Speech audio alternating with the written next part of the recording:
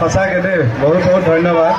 এতিয়া AM টেলিভিশ্যনৰ যিসকল আহিছে তেখেতসকলক আমাৰ দেখুৱাইও ভাল লাগিছে যে আমি নগাঁও হ'লেও দেখিছা নগাঁও মানুহৰ জোচ হয়নে? স্বৰ্গৰত চিনেমাখনটো ভাল হ'বই, কাৰণ তোমালোকে দেখিছাই যে পেপেপে গানটো কিমান বেছি ভাইৰেল হৈ গৈছে। কিন্তু ভাল লাগিব যে স্বৰ্গৰথৰ প্ৰচাৰটো আমাৰ নগাঁৱৰ পৰা আৰম্ভ হৈছে। আমাৰো ভাল লাগে যিহেতু আমি নগাঁৱৰে ন। Thank U. খালি প্ৰশ্ন কেইটামান সুধো, উত্তৰকেইটা দি দিলে তোমালোকৰ মনততো থাকিবই। আমি তোমালোকক ওচৰত প্ৰচাৰ কৰাটো ডাঙৰ কথা নহয়, দায়িত্বটো হৈছে তোমালোকৰ যে তোমালোকে বেলেগক প্ৰচাৰটো কৰি দিবা। স্বৰ্গৰথৰ এটা সপ্তাহত কেইদিন থাকে? ৰামধেনুত কেইটা ৰং থাকে? নৰ্থ ইষ্টত কেইগৰাকী ভনী? জুলাই মাহটো কেইদিনীয়া? 7। সঁচাকৈ জুন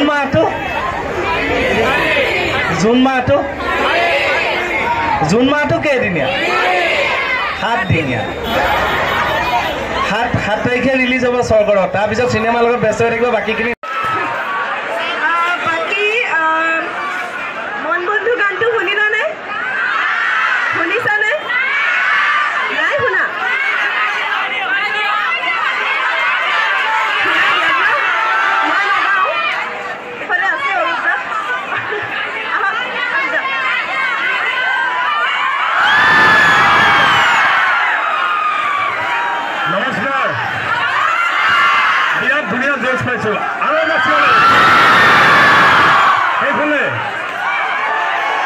আচ্ছা, মই এটা অনুৰোধ জনাম, ক'ব পাৰিবনে? আমাৰ যিমান মহিলা আছে, ভণ্টিসকল আছে, তেওঁলোকৰ কাৰণে কম এই বৈনীহাট বুলি কোৱাৰ লগে লগে এনেকৈ দিব লাগিব। আৰু একেদৰে ল'ৰাখিনিৰ লগতো আমি সেইখিনি যদি কওঁ, ল'ৰাখিনিয়ে দিব পাৰিবনে নোৱাৰে? হয়, আজি প্ৰথম প্ৰমোশ্যন হিচাপে যথেষ্টখিনি সঁহাৰি পাইছোঁ নগাঁওবাসী ৰাইজৰ পৰা আৰু নগাঁৱৰ কলেজকেইখনৰ পৰাও ষ্টুডেণ্টবিলাকে। চিনেমাখন যিহেতু এখন এণ্টাৰটেইনিং চিনেমা বুলি ক'ব লাগিব, আৰ্ট কাম এণ্টাৰটেইনমেণ্ট আছে, য'ত কমেডি, ৰোমাঞ্চ, একশ্যন গোটেইখিনি আছে। ষ্টুডেণ্টসকলেও আৰু অভিভাৱকসকলেও সকলোৱে একেলগে বহি চাব পাৰে এখন চিনেমা। গতিকে চিনেমাখন চাই এটা হাঁহি মুখত লৈ পেলাই তেওঁলোক ওলাই আহিব পাৰিব। আৰু আজি যি প্ৰথম দিনৰ প্ৰমোশ্যনত যেনেকৈ ছাপোৰ্ট পাইছোঁ, চিনেমাখন চায়ো চাগে আমি তেনেকৈ ছাপোৰ্ট পাম, কাৰণ এইখন এখন ভাল চিনেমা। আৰু এই ভাল চিনেমা বুলি আমি ডাঠি মাৰি বিশ্বাসত ক'ব পাৰোঁ। গতিকে কোনো নিৰাশ হৈ উভতি আহিব নালাগে, চিনেমাখন চাওক 7 জুনত স্বৰ্গৰত। আজি নগাঁৱত আহিটো খুবেই ভাল লাগিছে। ইমান এটা ধুনীয়া ছাপোৰ্ট আমি পাইছোঁ সকলোৱে। আশা কৰিছোঁ এই ছাপোৰ্টটো লৈ আমাৰ 7 জুনত যেতিয়া চিনেমাখন ৰিলিজ হ'ব তেতিয়াও এনেদৰেই আমি ছাপোৰ্ট পাম। আশা কৰিছোঁ আপোনালোক সকলোকে ৰিকুৱেষ্ট কৰিছোঁ, আহিব 7 জুনত স্বৰ্গৰত চাব। সকলোৱে একেলগে চাম, আমি এইফালে চাম, আপোনালোকে তাতে চাব। গতিকে স্বৰ্গৰতখন চাব।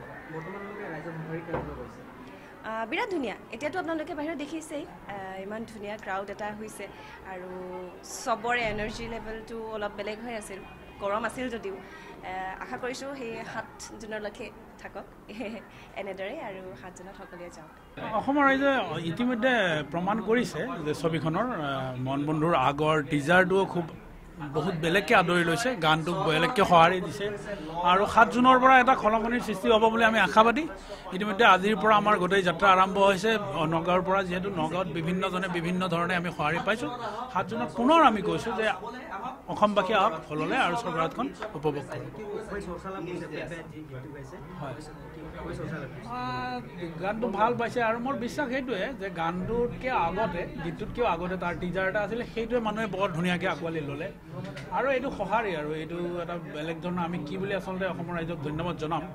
আৰু সেইটোৱে প্ৰমাণ কৰে যে পৰৱৰ্তী সময়ত 7 জুনৰ পৰা স্বৰ্গৰত ছবিখন অসমৰ ৰাইজে কি ধৰণে আঁকোৱালি ল'ব। স্বৰ্গৰতখনৰ ড্ৰাইভাৰ মই টিজাৰটো দেখিছে, আৰু মন বন্ধু পেপেপে আপোনালোকে অসমৰ ৰাইজে বা যিখিনি মানুহ বাহিৰত আছে তেওঁলোকেও বহুত মানে মৰম দিছে। সেইকাৰণে কিমান দিনতে 3 দিন নে কিমানত মই একজেক্ট নাজানো, এইটো 1 মিলিয়ন হৈ গৈছে। খুবেই ভাল পাইছে। আৰু স্বৰ্গৰথত ৰাজেশ ভূঞাদেৱৰ ওপৰত আপোনালোকৰ বিশ্বাস আছে, কাৰণ আমাৰ নিচিনা মানুহখিনি অভিনেতা হোৱাত তেখেতৰ আশীৰ্বাদ আছে, আৰু তেখেত সুদক্ষ পৰিচালক। লগতে মোৰ ভাতৃ প্ৰদীপ কমল আছে, কেনি দা আছে, কেনি বসু মতাৰী, যি বলিউডতো কাম কৰিছে শ্বাহৰুখ খানৰ লগত, ৰাকেশ আছে আমাৰ বেহাৰবাৰী ৰিণ্টু, তেনেকৈ খুবেই সুদক্ষ অভিনেতা অভিনেত্ৰী আছে। কাৰোবাৰ নাম ৰৈ গৈছে এনেকৈ ঘপকৈ ক'ব লগা হোৱাৰ কাৰণে। আৰু কিন্তু আপোনালোকে চাই ভাল পাব 7 জুনত আহি আছে আপোনালোকে চাব আৰু মোৰ বিশ্বাস প্ৰচাৰ আপোনালোকে কৰিব আপোনালোকে চোৱাৰ পাছত অসমীয়া চিনেমা বুলি ক'লে বা চিনেমা এখন বুলি ক'লে আমাৰ গতানুগতিক যিটো এটা ফৰ্মেট থাকে সেই ফৰ্মেটটোৰ পৰা অকণমান সলনি কৰি পেলাই নতুন এটা কৌশলেৰে এখন চিনেমা বনোৱা হৈছে কি কৌশল ইয়াত ব্যৱহাৰ হৈছে সেয়া আপোনালোকে আচলতে চিত্ৰগৃহলৈ গ'লে গম পাব 7 জুনত কাৰণ ইয়াৰ প্ৰথম কথা স্ক্ৰিপ্ট বিৰাট সুন্দৰ ইয়াৰ অভিনেতা খুব কম অভিনেতা লৈ খুব ধুনীয়াকৈ কৰিছে ৰাজেশ ভূঞাই আৰু শান্তনু ৰমৰীয়াই লিখিছে গতিকে এখন ব্যতিক্ৰম ধৰ্মী এখন চিনেমা অসমীয়া দৰ্শকে লাভ কৰিব বুলি মই আশাবাদী আৰু দৃঢ় বিশ্বাস আপোনালোক গ'লে নিশ্চয়কৈ ভাল পাব